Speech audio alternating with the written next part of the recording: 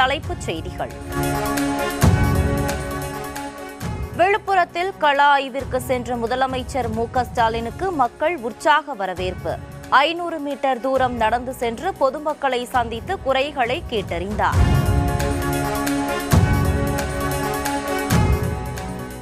ISIS தீவிரவாத அமைப்பிற்கு ஆட்களை சேர்த்ததாக சென்னையில் முக்கிய குற்றவாளி தேசிய புலனாய்வு முகமையினரால் கைது.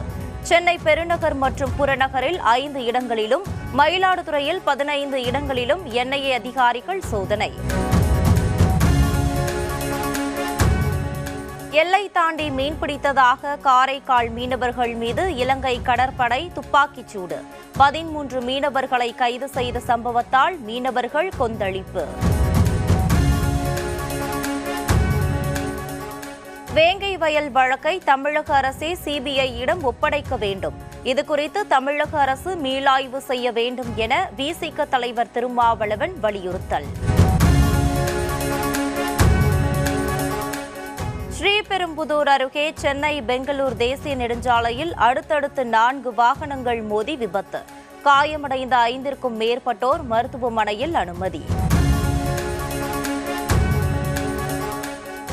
மருதமலை கோவிலில் ஆசியாவிலேயே அதிக உயரம் கொண்ட 160 அடி உயரம் முருகன் சிலை அமைக்க முடிவு. 7 முருகன் கோவில்களில் பெருந்திட்ட பணிகள் நடைபெற்று வருவதாக அமைச்சர் சேகர் பாபு பேட்டி. சென்னையில் கடும் பனிமூட்டம் நிலவுவதால் ரயில்களின் சேவை பாதிப்பு. மின்சார ரயில்களும் தாமதமாக இயக்கப்பட்டதால் பொதுமக்கள் அவதி.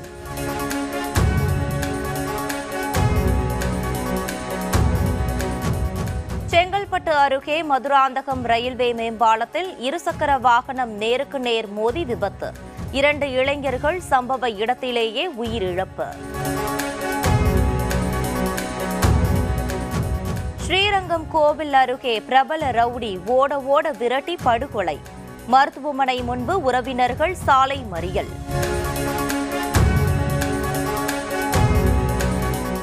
தலைநகர் டெல்லியில் நிலவும் கடும் குளிரால் பொதுமக்களின் இயல்பு வாழ்க்கை பாதிப்பு. இமாச்சல பிரதேசம், பஞ்சாப், ஹரியானா மாநிலங்களில் குளிரலை வீச வாய்ப்புள்ளதாக வானிலை மையம் தகவல். டெல்லியில் 4 மாடி கட்டிடம் இடிந்து விழுந்த விபத்தில் சிறுமி உட்பட 2 உயிரிழப்பு. மீட்பு பணிகள் தொடர்ந்து நடைபெற்று வருவதால் உயிரிழப்பு அதிகரிக்கக்கூடும் என அச்சம்.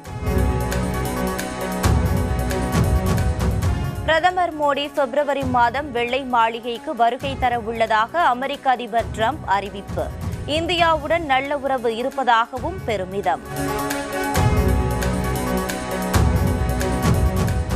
சீனாவைச் சேர்ந்த டீப் சீக் நிறுவனம் ஏற்படுத்திய தாக்கத்தால் அமெரிக்க பங்குச்சந்தையில் கடும் வீழ்ச்சி. பல லட்சம் கோடி ரூபாய் வருவாய் இழப்பை சந்தித்த முதலீட்டாளர்கள்.